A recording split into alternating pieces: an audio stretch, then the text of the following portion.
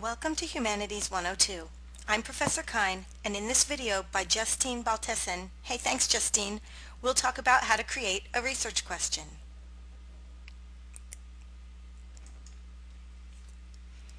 In order to create a research question, you must first formulate a research problem. But how do you do this? The first thing you should do is brainstorm.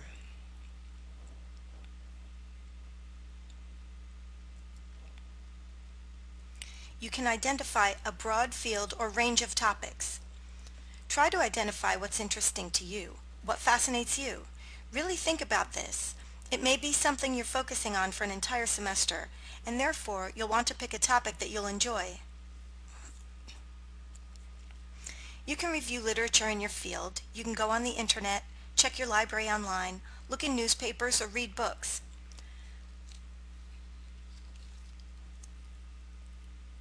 Let's say you find residential design interesting.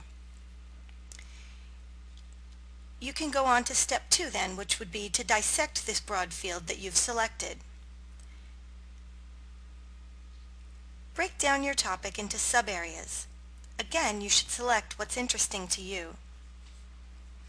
For example, if you take the broad topic of residential design, you can break it into subtopics, such as suburban development of neighborhoods, sustainable residential design, and materials such as bricks and wood.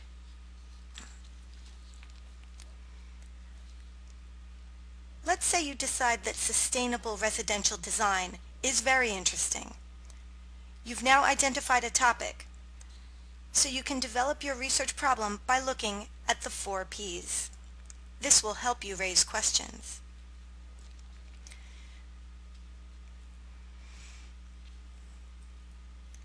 The first P stands for people. Who does it affect? This would be your study population. For example, when we look at sustainable residential design, we can see we'll be looking at suburban houses and suburban families. The second P stands for problem. What is the issue? When considering sustainability, an example could be air pollution, water pollution, and how they negatively impact society and our well-being. The third P stands for programs. You can evaluate the effectiveness of a program. For example, for sustainable design, you could look at green building strategies.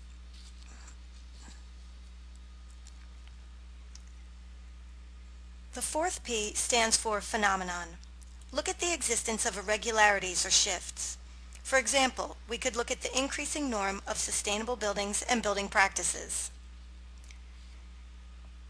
Now that we've isolated factors and issues and done some background reading, we're ready to restate the research problem as a research question. This is step 4, formulate a question. Here's an example of a question that we've developed. How do you design a sustainable home? This is a good question, however, it's very broad. We need to narrow this question down and make it more researchable. So to start, look at the question. To become a researchable question, it needs to be more specific. This can be done by breaking down the key terms and concepts in the question. What do we mean by design? What do we mean by sustainable? And what do we mean by home? Are we looking at a particular type of home? Are we considering only a single-family home?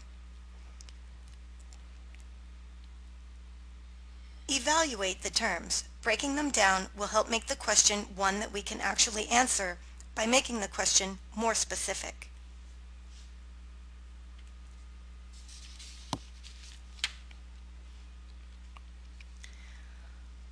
Let's write our research question now that we've expanded our terms and made it more specific. What environmental considerations can be implemented in the interior design of a Canadian single-family residential dwelling to create a more sustainable residence?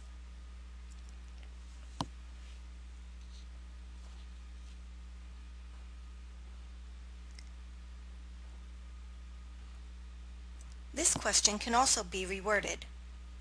We could say, what aspects of sustainability can be implemented to the interior design of a Canadian single-family residence?